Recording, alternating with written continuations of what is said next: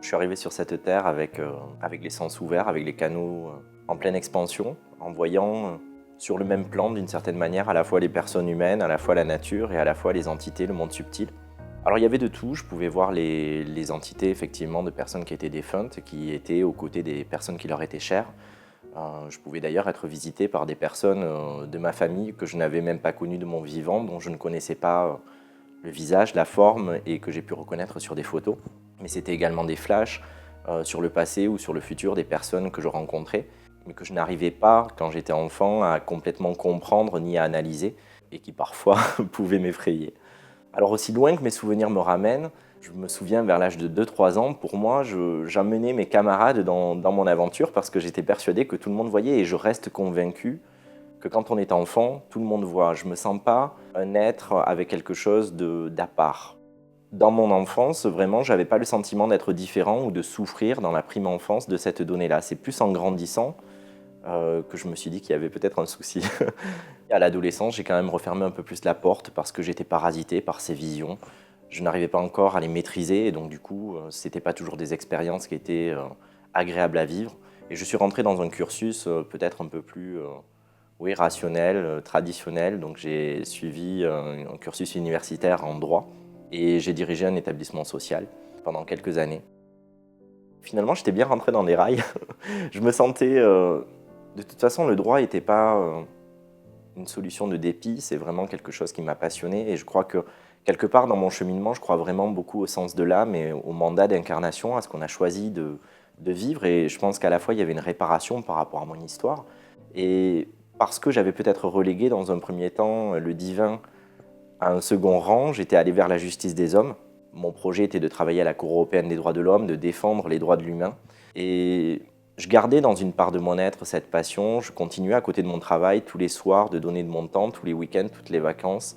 Je prodiguais des soins, des harmonisations pour les personnes qui venaient, j'avais une petite association et puis j'ai commencé à enseigner à côté parce que justement j'ai pu m'épanouir dedans et apprendre finalement à apprivoiser ces perceptions et à les vivre de manière honorante en me rendant compte que ça pouvait faire du bien aux gens, que ça pouvait aussi me faire du bien à moi.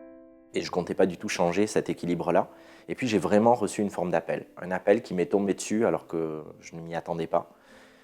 Et qui a eu raison de toutes mes réticences, de tous mes doutes, de toutes mes peurs. Et j'ai quitté de suite après mon travail pour dire oui, pour ouvrir mon cœur et me dire, voilà, c'est une évidence, ça redevient une évidence. Et aujourd'hui, je suis prêt. Et je savais que rien ne pouvait m'arriver. En 2007, j'ai décidé de partir en voyage en Nouvelle-Calédonie. J'ai toujours été attiré, sans trop savoir pourquoi, à cette époque, par les îles, et particulièrement par les îles du Pacifique. Je collaborais déjà avec des énergies angéliques, avec des êtres de lumière, avec des esprits de la nature. Mais là, j'ai été contacté par une vibration qui s'est nommée la vibration des dauphins, et qui me disait qu'il fallait absolument que j'aille nager avec eux, qu'ils avaient des messages à me donner. Et puis, il y avait une sorte d'allégresse à l'intérieur de moi, beaucoup de joie, beaucoup d'enthousiasme à cette idée. Mais c'est resté, j'ai envie de dire, de manière très pragmatique, chouette, ouais, je peux aller nager avec les dauphins, c'est l'occasion, je vais y aller. Mais c'était pas mon rêve de gosse, je n'avais pas le poster dauphin dans ma chambre, j'étais pas absolument obsédé par ces animaux. Et puis lorsque je suis arrivé en Nouvelle-Calédonie, il y a eu un concours de circonstances qui a fait que, alors que je devais aller les premiers jours nager avec eux, je n'ai pas pu le faire et à la place, j'ai vécu une initiation chamanique sur un mont sacré, le mont Kogi pour les gens qui connaissent. Pendant cette quête chamanique, voilà, des présences de chamans là-bas se sont présentées à moi sur le plan subtil et j'ai reçu des codes, des initiations. Alors ça n'avait rien à voir avec l'eau, ça n'avait rien à voir avec les dauphins a priori et pourtant c'était relié. J'étais avec du monde, on m'a dit qu'il fallait qu'on bouge, que la nuit allait tomber vite, on était loin de la voiture. Donc je me suis relevé plus vite que prévu et l'arbre, le banyan, l'arbre sacré dans lequel je faisais ma méditation, m'a rattrapé vu que je me suis pris les pieds dans ses racines et j'ai chuté. Je me suis vite rendu compte que je m'étais fait une grosse fracture au bras. Donc j'ai été opéré sur place et une nouvelle énergie était là, un nouvel état de conscience, un lâcher-prise total alors que j'aurais pu me dire je suis à l'autre bout du monde, dans un milieu hospitalier qui n'est peut-être pas le même qu'en métropole, etc. Et puis non, j'étais là aussi entouré de grâce, mais je n'ai pas pu nager avec les dauphins.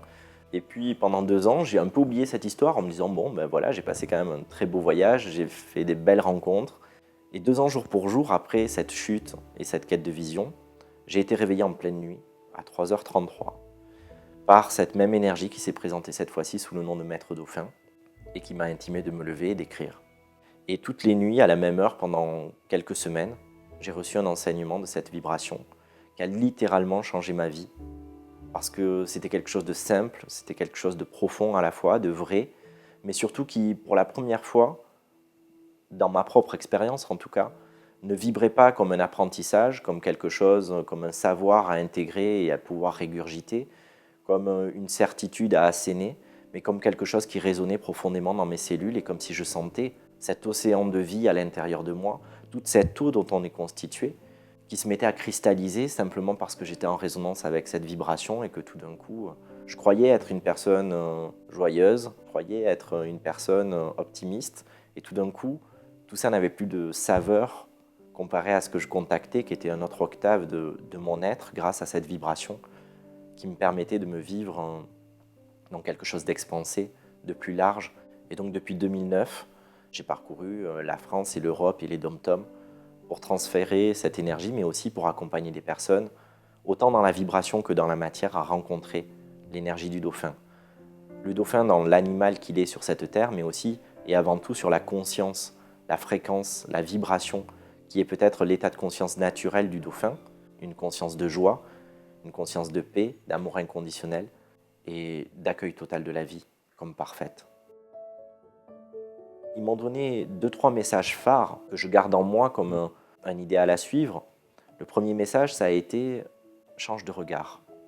La perfection est là, dans ce qui est. Elle n'est pas là où tu voudrais qu'elle soit, ni là où ton mental pense qu'elle devrait être. Elle est tout simplement, alors change de regard pour pouvoir l'embrasser et cesser de lutter contre.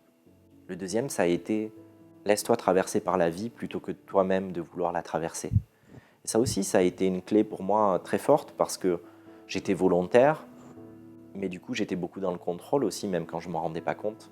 Et donc finalement, c'est comme si l'énergie des dauphins était venue gommer une distance, à la fois d'espace et de temps, pour me proposer de me laisser être maintenant.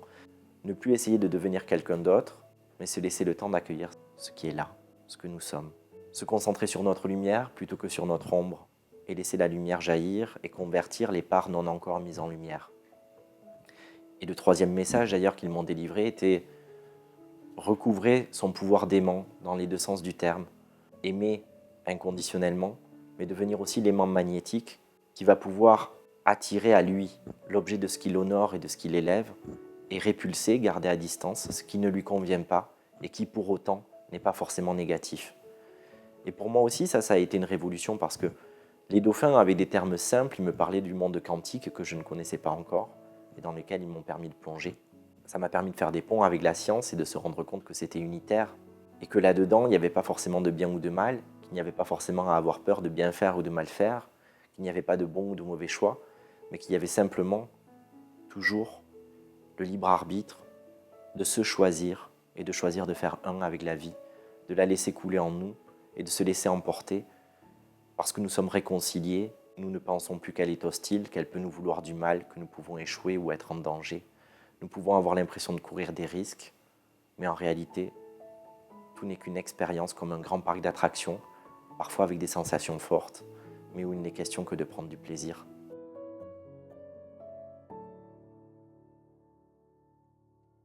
Alors pour moi, ce n'est pas forcément remonter vers ça. C'est peut-être simplement le laisser redescendre. Il n'y a pas une action pour aller chercher quelque chose et le ramener, mais simplement faire en sorte de ne plus obstruer la libre circulation et naturellement, et c'est une loi physique, ça va redescendre. Ça va descendre en nous parce que déjà c'est une seule et même chose, une seule et même énergie, une seule et même être-té. Et donc si déjà on ne s'inclut plus dans la dualité, qu'on ne pense pas qu'il y a une partie profane qui est la partie humaine et incarnée qui va être vide, pleine de conditionnements, et de notre côté notre partie divine qui est en pleine lumière, complètement aboutie, omnisciente, mais que simplement on considère que nous sommes ce tout.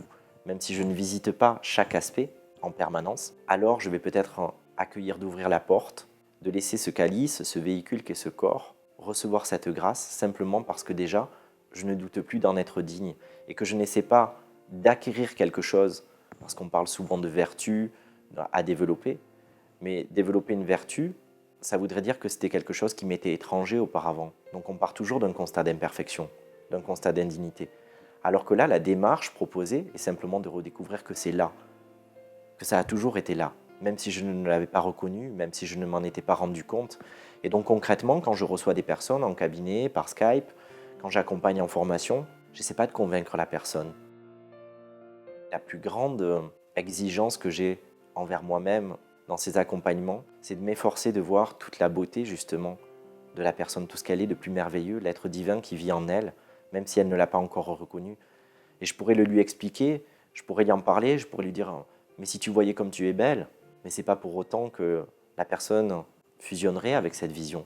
Par contre, si je me mets à être touché, à être ému, parce que je capte d'elle et qui me fait vibrer, alors cette onde lui parvient parce que dans mon champ quantique, j'émane toute sa beauté, toute sa grandeur, toute sa perfection. Et ça se passe de mots, ça se passe de commentaires, d'arguments. C'est simplement se mettre à communier.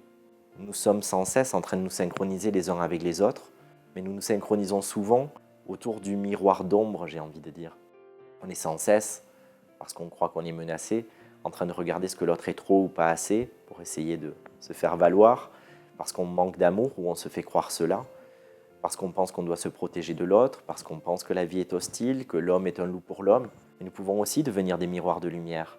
Et sans être dans le déni des vicissitudes de l'ego ou de ce qui n'est pas encore ajusté, nous pouvons choisir aussi de poser le focus sur la plus belle partie de l'être en face de nous. Et parce qu'on se laisse cueillir, alors on permet à l'autre de retrouver sa véritable essence, au-delà de l'identification, au-delà de sa construction égotique, de ses expériences, de ce qu'il pensait être. Dans l'espace de cet instant de grâce, regoûter et pouvoir le perpétuer pour toujours. Pour moi, le divin, il est en tout. Il est à la fois dans les termes, il est aussi dans la matière, et je crois que c'est un leurre d'aller le chercher que dans le subtil, de vouloir, en méditant, en cheminant, ne toucher que des sphères qui nous apparaissent à nous, dans notre référentiel interne, comme étant des sphères hautes, alors qu'en fait, le divin se vit aussi ici, et que si on change de regard, on va pouvoir le toucher jusque dans nos cellules, jusque dans nos atomes, se rendre compte qu'effectivement, il n'y a pas de dissociation entre l'âme et le corps.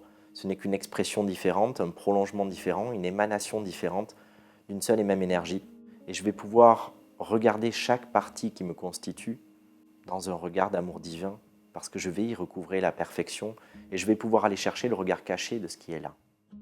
Et ainsi, on va pouvoir goûter à la perfection et à la divinité, à la fois dans les aspects les plus hauts d'illumination et à la fois dans les aspects très concrets, palpables, rationnels, mais qui sont aussi une émanation de la source, et qui ne vont pouvoir développer des conditionnements, des mémoires, des croyances, des peurs, des liens toxiques, qu'à partir du moment où nous avons déjà, dans notre conscience, considéré qu'ils en étaient séparés. Alors, autant prendre des croyances qui sont positives, qui sont honorantes, qui sont élevantes pour nous. Mais si on commence par penser que nous sommes esselés ici, coupés du reste de la vie, et que nous ne faisons qu'une expérience d'aveuglement, coupés de notre conscience supérieure, de notre sagesse et de notre amour, alors nous allons créer ce champ de réalité uniquement parce que nous allons l'émaner, nous allons le vibrer, nous allons le rayonner. Nous pouvons aussi choisir de rayonner à chaque instant la grâce d'être ce que nous sommes sans avoir pour autant à le définir. Je crois qu'il y a vraiment quelque chose de fondamental dans les messages que je reçois, c'est le fait d'arrêter de s'identifier, de chercher à savoir qui je suis. On entend souvent « connais-toi toi-même et tu connaîtras l'univers et les dieux ». Mais se connaître soi-même, c'est pas se savoir, c'est pas rentrer dans une analyse, dans un décortiquage où je connais tous les tenants, tous les aboutissants de ce que je suis, pourquoi, comment, qu'est-ce qui a construit cette donnée en moi. La connaissance, la connaissance, c'est co-créer et renaître en permanence à ce que je suis. Capter que, au moment où nous parlons, des cellules meurent, des cellules naissent, et que je suis libre à chaque instant de devenir quelqu'un d'autre, tout en étant toujours le même. Mais si je contacte ça, sans avoir besoin de le cibler et de me mettre dans une case, parce que cette case, elle n'existe déjà plus, à l'échelle des présents qui se succèdent, c'est déjà un passé, sans faire de typologie, sans rentrer dans des cases perpétuelles, mais simplement me vivre, me reconnaître, me laisser vivre, me laisser être, alors il n'y a plus de mémoire, alors il n'y a plus de conditionnement, alors il n'y a plus d'enfer, il n'y a plus toutes ces données. Je suis simplement là, en train de me vivre avec ce qui est, en étant en paix aussi avec ce qui est. Et c'est, à mon sens, ce qui fait vraiment la différence. Je n'ai plus une idée de ce que je suis, mais par contre, je suis libre de me vivre. On cherche souvent le présent, être conscient de la vie, Mais je crois que c'est presque un contresens de chercher à être présent. Si finalement je n'ai pas d'idée de ce que je suis obligé d'être présent parce que je ne peux pas être en mode automatique en me disant ça je l'ai déjà vécu, je le sais, je fonctionne comme ça, je mets des voies neurales en place dans mon cerveau qui vont faire que j'apporte toujours la même réponse systématique. Non, je rencontre quelque chose de nouveau, comme quand je pars en voyage, et je peux poser un regard émerveillé parce que je découvre que je suis pleinement là, à m'ébahir devant ce qui est devant moi. Et là, c'est la même chose. Si je n'ai pas d'idée préconçue, que je ne pense pas savoir ce que je suis, et que je ne pense pas connaître ce qu'il y a à l'extérieur, et que je le redécouvre chaque jour avec un regard neuf, alors je suis déjà présent sans effort.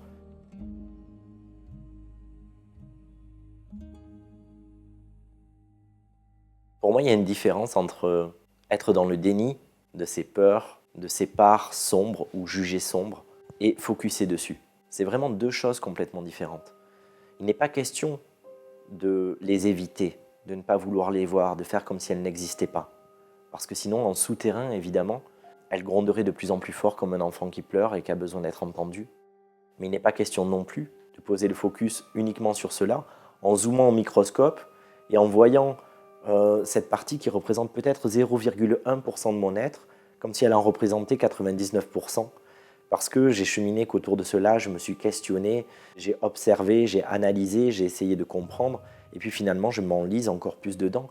Parce qu'encore une fois, la dynamique quantique nous montre que ce sur quoi nous focusons se fixe. Il y a des champs des possibles infinis, et il y a différentes lignes temporelles qui sont des futurs potentiels, et qui sont sans cesse en mouvement. Mais dès qu'on fixe sur quelque chose et qu'on croit que c'est la vérité, alors on lui donne d'autant plus de corps et de puissance. C'est nous qui donnons le pouvoir, c'est nous qui créons, parfois même contre nous, involontairement, sans le vouloir.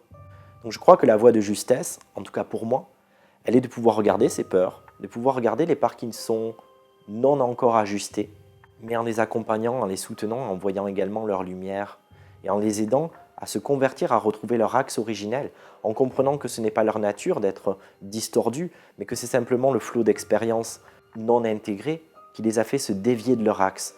Mais que si elles étaient encore aujourd'hui dans leur axe, elles se vivraient parfaites et je les vivrais parfaites. Mais elles ont vécu un choc, un trauma, et c'est seulement par l'amour, par le réconfort, par la tendresse, par la douceur, que je vais pouvoir permettre à cette part de se décrisper, de se décristalliser et de retrouver sa fluidité, de retrouver son axe, de retrouver sa voie. Je ne crois pas, je ne crois plus, même si je l'ai expérimenté moi-même, au chemin harassant où il faut tout décoder, où on doit être sans cesse en train de passer d'une modalité à une autre, d'un problème à un autre, d'un souci, d'une peur à une autre. Je crois que la lumière appelle la lumière et que l'amour appelle l'amour. Et que ces parts, quand elles crient si fort à l'intérieur de nous, c'est pour qu'on les regarde, c'est pour qu'on leur donne l'amour dont elles ont besoin pour pouvoir se rééquilibrer. Si on est déjà en train de les juger, si on est déjà en train de considérer qu'elles ne sont pas conformes à ce qu'on attend d'elles, alors nous-mêmes qui pouvons nous réclamer d'un amour très inconditionnel et unitaire, nous sommes pourtant en train déjà de créer de la séparativité à l'intérieur de nous. Nous sommes déjà en train de leur dire combien elles ne sont pas dignes de notre amour et combien elles vont devoir changer. Je peux me positionner et dire je souhaite, je veux, je choisis que ça prenne une autre forme, mais pour accompagner cela, le meilleur moyen est de voir tout ce qu'elle est déjà pour lui permettre de le redevenir et de le vibrer jusqu'ici. Changer de regard, changer de perspective et pouvoir embrasser que, y compris ce qu'on a pu vivre de manière douloureuse, faisait partie du plan et nous amène aujourd'hui à être exactement ce que nous sommes, ou en tout cas la manière dont nous nous vivons. Et donc ne rien avoir à regretter. Personnellement, je n'enlèverai aucune étape de mon existence, y compris celles qui ont été les plus inconfortables ou les plus douloureuses, parce que j'ai profondément conscience d'à quel point elles ont joué leur rôle et m'ont permis d'arriver à vivre ce que je suis. Donc ce n'est pas elle en tant que paramètre, c'est comment je vais la polariser. Est-ce que je vais la regarder comme une épreuve ou est-ce que je vais la regarder comme un tremplin? Tout est divin. Il n'y a que la vision qu'on en a qui est problématique, mais rien n'est problématique, rien n'est polarisé, positif ou négatif. C'est simplement vraiment le regard qu'on pose sur cette chose-là.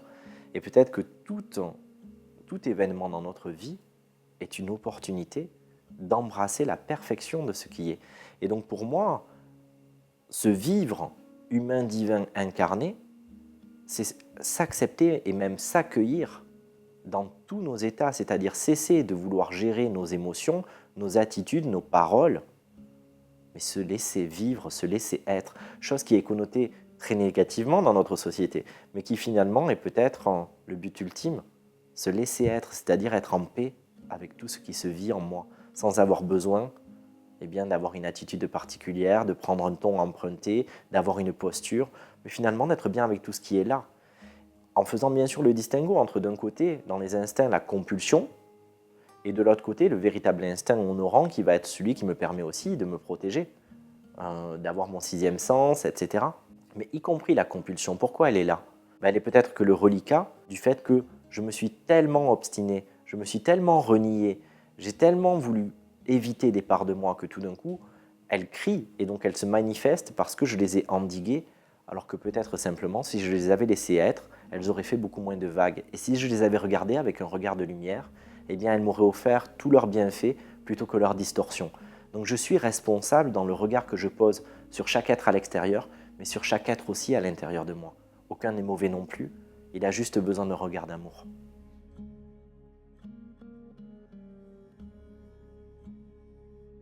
Il n'y a pas de bon ou de mauvais choix. Et se laisser traverser, ça ne veut pas dire être passif, ça veut dire au contraire pouvoir renouer avec l'enthousiasme, avec la spontanéité, avec l'authenticité.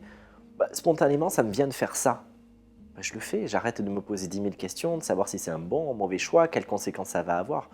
Parce qu'en réalité, ce n'est pas le choix qui est important, il est complètement secondaire et accessoire. C'est l'énergie de cohérence avec laquelle je vais valider ce choix. Et si je me sens dans une unité, si je me sens dans un enthousiasme, si je me sens galvanisé, alors dans mon champ quantique, je vais irradier, rayonner cette information-là, et ça va m'ouvrir de multiples voies, et je vais faire des choses grandioses avec. Mais ce même choix, le même, exactement le même, pas l'autre, celui-là, si je le fais dans le doute, dans la peur, dans le questionnement, alors il n'aura qu'un moindre rayonnement et il ne va pas m'ouvrir les mêmes possibilités incarnées. Si je prends l'autre choix en étant finalement complètement convaincu que c'est le choix le plus juste pour moi, alors il va m'ouvrir de grandes voies. Si je doute de lui aussi, il n'aura qu'une moindre conséquence. Donc tout ne se joue pas sur le choix que je fais, donc je peux me libérer de cette angoisse mentale pour vraiment goûter au fait que le plus important est de se vivre comme l'enfant dans ce présent qui ne fait pas un choix ou une activité dans la perspective d'un résultat ultérieur, mais dans le fait de se réaliser dans l'instant. Il n'est pas dans une obligation ou une recherche de résultat, il est dans le fait de jouir dans l'instant, du fait du process, de dessiner et de jouer. Donc si je prends plaisir à m'offrir ce cadeau, à vivre cette activité, je suis déjà réalisé. Ce n'est pas ce que ça donnera plus tard qui fera de moi un être réalisé ou non, qui me fera faire de belles choses ou de mauvaises, ou des moins bonnes. C'est uniquement le bonheur et le plaisir que cela me procure, la jouissance dans l'instant. Quand on contacte que nous sommes nous-mêmes ce divin et qu'il n'y a pas de séparation, le divin peut faire tous les choix et y mettre la conscience divine dans chacun. Encore une fois, pour moi, l'acte est secondaire. C'est la conscience, la présence et l'intention qui feront la différence. Comment je le vibre en moi. Pas seulement comment je le pense, parce qu'on est très fort pour penser, savoir quelque chose, mais ne pas l'intégrer, ne pas le faire résonner en nous. La physique quantique, le monde quantique nous parle de cela.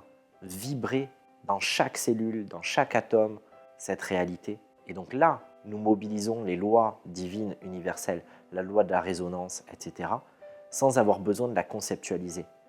Je suis dans l'incapacité de vous expliquer la loi de la gravité par A plus B de manière scientifique. Ça ne m'empêche pas de la mobiliser pour être accroché à cette terre.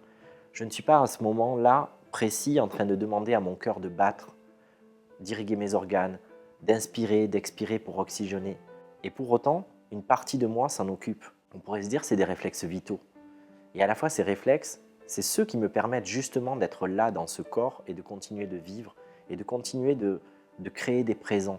Donc si je peux déléguer des choses aussi importantes que ça à des parties inconscientes et subconscientes, je pense que je peux déléguer le fait de mobiliser des lois universelles et de redevenir cet enfant libre, insouciant, émerveillé, qui goûte à la vie et qui y voit tous ses mystères et toutes ses grâces.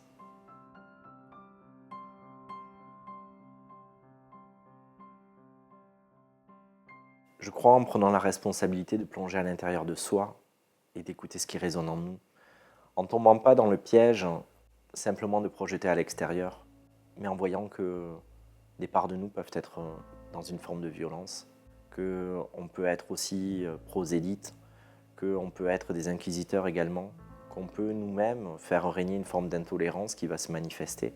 Ce qui ne veut pas dire qu'on valide pour autant la forme que ça prend à l'extérieur. On peut aspirer à un monde en paix et tout à la fois accepter, accueillir même la perfection du fait que certaines étapes qui ne sont pas dans la paix participent à nous mener à la paix. Si on voit deux animaux qui s'entretuent, on peut se dire « Mon Dieu, mais cette nature, elle est d'une violence inouïe ». Et puis l'instant d'après, on dézoome et on prend une autre perspective et on regarde la Terre entière, on se dit « C'est magnifique cet écosystème qui s'autorégule ». Et pourtant, on parle de la même chose, vu à travers deux angles différents. C'est sûr que si on zoome sur un événement précis, peut-être qu'on va avoir du mal à goûter au sens qu'il a profond et à sa justesse. Quand je parle de perfection, je parle de justesse. Et il faut parfois passer par le fait de crever un abcès, et donc par une période de conflit, pour mener à une paix durable qui n'est pas l'harmonie de façade dont le vernis peut s'écailler et qui fait que le fond reste irrésolu. Donc pour moi, il y a vraiment cette vision d'unité, elle va se goûter là-dedans, elle va se goûter dans le fait à la fois de la justesse du plan et du fait que c'est une étape, et même si je ne sais pas quel sens elle a, je peux nourrir la foi dans le fait qu'elle ait du sens, et tout à la fois dans le fait de croire en l'humain. On s'est auto-implanté les uns les autres au niveau collectif que l'homme est un loup pour l'homme, qu'il est mauvais, qu'il est vil, et donc nous avons tous des difficultés à reprendre notre pouvoir, notre puissance, parce que nous avons peur de ne pas en faire une expérience ajustée. Mais si tout d'un coup on finit par redécouvrir que l'homme, l'humain est divin, et d'ailleurs étymologiquement humain, on l'associe à quelqu'un de bon, à quelqu'un de pur, à quelqu'un de généreux, d'ajusté, d'ouvert, et bien alors on va pouvoir laisser être cette puissance naturellement sans avoir besoin de la stimuler, mais sans avoir besoin de la retenir. Alors je vais pouvoir condamner un acte, je ne suis pas d'accord avec, je peux me positionner, je peux dire stop. Et tout à la fois, je ne remets pas en cause et je ne me détourne jamais de l'être en face de moi, qui est toujours digne de mon amour, quoi qu'il ait fait. Si je tombe dans le piège de penser qu'il est mauvais, alors je vais en plus entretenir la vision erronée qu'il a de lui-même. Si une personne commet un acte que je considère comme négatif ou comme non ajusté, c'est uniquement que cette personne a une blessure d'amour. Il se croit indigne de l'amour, et son dernier rempart de dignité, c'est de considérer qu'il va choisir lui-même de ne pas être aimé. Ça serait encore plus violent de tout faire pour être aimé et de ne pas l'être. Donc du coup, la parade, c'est de se dire « je vais rejeter les autres » ou je vais semer du mauvais, entre guillemets. Au moins, je sais pourquoi je ne suis pas aimé, je le choisis. Si moi, en face, je le regarde et je lui dis « mais ouais, t'es mauvais, je me détourne de toi, tu n'es pas quelqu'un de bon », alors je l'auto-alimente dans son schéma. Je peux, à l'inverse, dire « non, là, je ne suis pas d'accord, mais tu peux faire tout ce que tu veux pour me détourner de toi. Tu ne pourras jamais m'empêcher de t'aimer. Je te vois dans qui tu es profondément, dans ce qui vibre à l'intérieur même si tu ne l'as jamais contacté. Tu peux te faire croire que tu appartiens à des ténèbres, tu peux te faire croire que tu es mauvais, tu peux essayer de me le faire croire aussi, tu peux commettre des actes en résonance, en adéquation avec cela. Il n'en reste pas moins que tu es un Dieu, une divinité, et que tu contactes ou pas ce trésor, que tu le fasses rayonner en toi, personne ne peut te l'enlever, pas même moi. Et je crois que si chacun, nous choisissons de prendre cette responsabilité de devenir des miroirs de lumière, alors le nouveau monde est déjà là. Et peut-être que ces éléments extrêmement inconfortables ou souffrants des périodes actuelles sont peut-être là aussi pour nous permettre de nous fédérer, de nous serrer les coudes, mais aussi de vivre et de profiter dans l'instant présent. On est toujours dans une quête de demain peut-être être bien, mais le fait de se rendre compte que la vie peut ne tenir qu'à un fil sur le plan incarné fait naître peut-être en chacun la nécessité de goûter réellement à cette vie et de pouvoir en cueillir les fruits, de pouvoir les savourer maintenant parce qu'on ne sait pas si demain on en aura l'occasion. Et ça aussi, c'est une véritable richesse qui nous ramène au présent, mais qui nous ramène aussi à une solidarité, à une fraternité, à l'entraide aussi, à la générosité, au fait de se regarder les uns les autres et de se tendre des mains, de construire des ponts.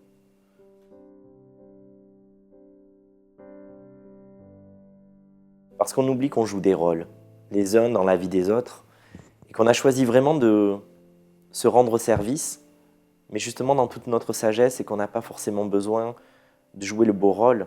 On n'a aucune réticence à jouer un rôle qui peut être vécu comme problématique, jouer le rôle d'un ennemi, pourvu que ça servent vraiment la cause de la personne en face de nous.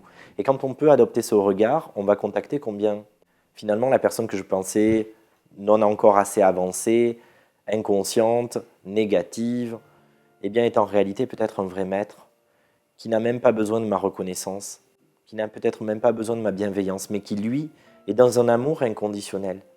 Parce qu'il me donne cela, même si ça prend la forme d'une épreuve, pour me permettre à moi de faire le choix de m'embrasser et de pacifier ce qui ne l'est pas encore dans mon organisme, dans mes cellules, dans mon être-té.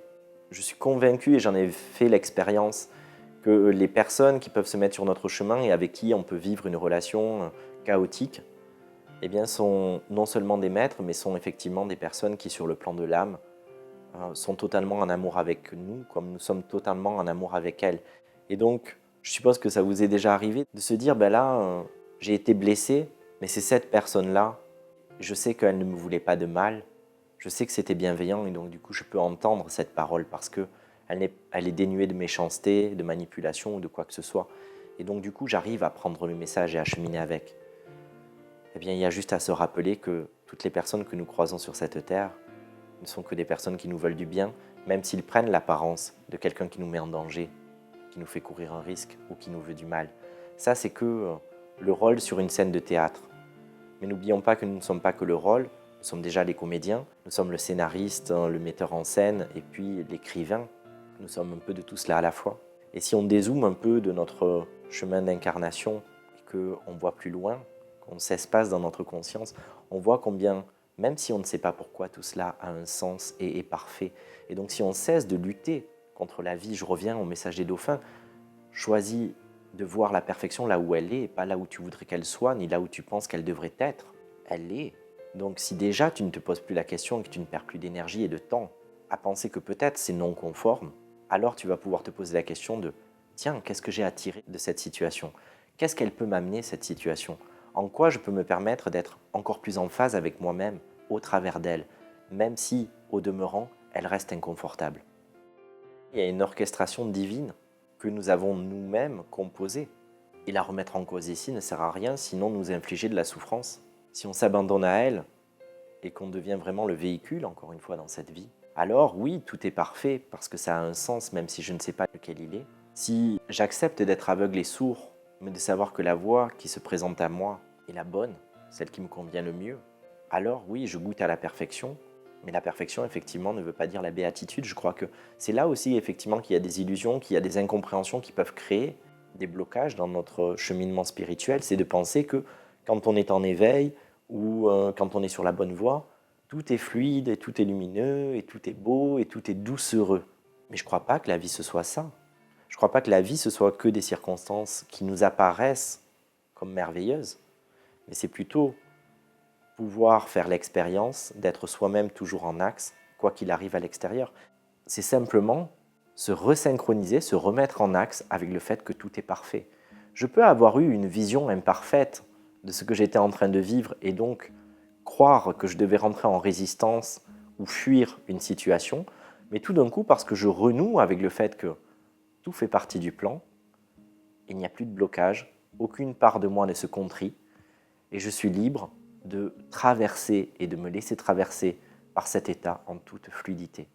Et même si, dans l'instant, au moment où je le vis, je ne peux pas forcément adopter cette conscience-là au moment T, je suis libre, vu que le temps n'existe pas, à n'importe quel moment de mon existence, même 10 ans, 100 ans, un millénaire après, de revenir dessus et de baigner de lumière, de conscience et d'harmonie cet état pour que mon histoire entière se réécrive et que ce qui restait un blocage, un mur, soit libre comme de l'eau congelée de fondre et de se rediluer dans le torrent de la vie.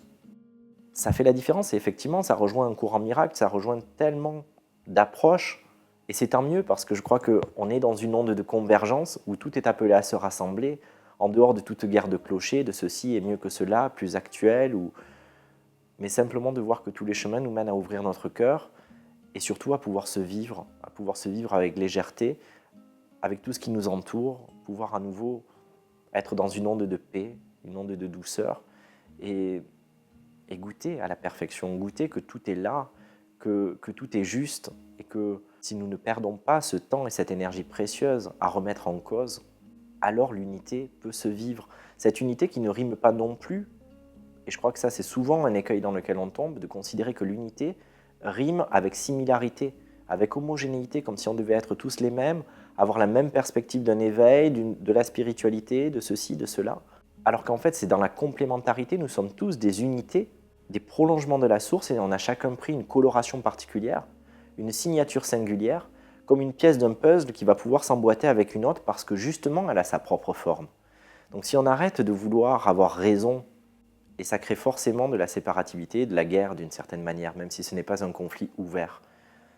Personnellement, je fonctionne plutôt à regarder si la vérité va bien à la personne. J'ai des amis, des connaissances, professionnelles ou personnelles, qui peuvent avoir, à mon sens, on pourrait considérer que c'est un jugement, mais je parlerai plutôt de perception, des fonctionnements et des vérités qu'ils valident, des croyances à l'intérieur d'eux, qu'ils éternisent parce que ça leur fait être plus dans la peur, plus dans l'angoisse, plus dans l'appréhension. Et puis d'autres qui peuvent en avoir qui leur permettent de s'épanouir, de rayonner, même si ce n'est pas forcément quelque chose que j'adopterai moi dans ma vie, mais parce que tout d'un coup ça leur permet d'accroître leur lumière, alors je les reconnais avec cela. Ta vérité te va bien, elle est différente de la mienne, mais ta vérité te va bien. Et de la même manière, j'ai beaucoup de personnes qui m'entourent, qui ne sont pas forcément dans un chemin spirituel lambda, en tout cas tel qu'on le considère, qui ne se revendiquent pas de ce monde, et qui me reconnaissent cela aussi, et qui me disent parfois, finalement, continue de faire ce que tu fais, parce que même si ça ne nous intéresse pas ou qu'on n'y comprend rien, ça te va bien, parce que finalement, je suis sensible au fait que tu rayonnes ta lumière. Et que ce soit à travers la pêche, que ce soit à travers une activité sportive, artistique, que ce soit au travers de soins ou de stages, que ce soit à travers de quêtes de vision comme de bricolage, peu importe le moyen qui nous permet d'accroître notre lumière, nous ne devons avoir aucune réticence à cela, ni aucun moyen privilégié, pourvu que notre lumière s'accroisse. Et je crois que c'est ça aussi qu'il faut qu'on retienne aujourd'hui. On parle de plus en plus des missions de vie comme si on avait quelque chose de particulier à faire, et certaines personnes peuvent se mettre une forme de pression autour de est-ce que je suis dans ma mission? Est-ce que mon âme est satisfaite? Est-ce que je fais exactement ce que je suis venu faire ou ce que je suis venu être? Et je crois qu'on peut se libérer aussi de cette donnée. On est venu pour rayonner et pour offrir notre lumière. Peu importe ce qui génère le fait qu'on offre notre lumière et qu'on l'irradie.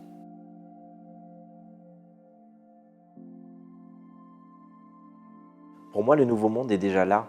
C'est une autre réalité, c'est une autre ligne de temps, un autre champ des possibles, auquel certaines personnes sont déjà connectées de manière permanente, pour d'autres de manière intermittente.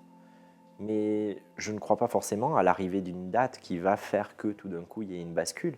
Ce qui est sûr, c'est que c'est une conscience collective avec une majorité qui va faire la différence. On parle de la théorie des 100 singes, de la masse critique, etc.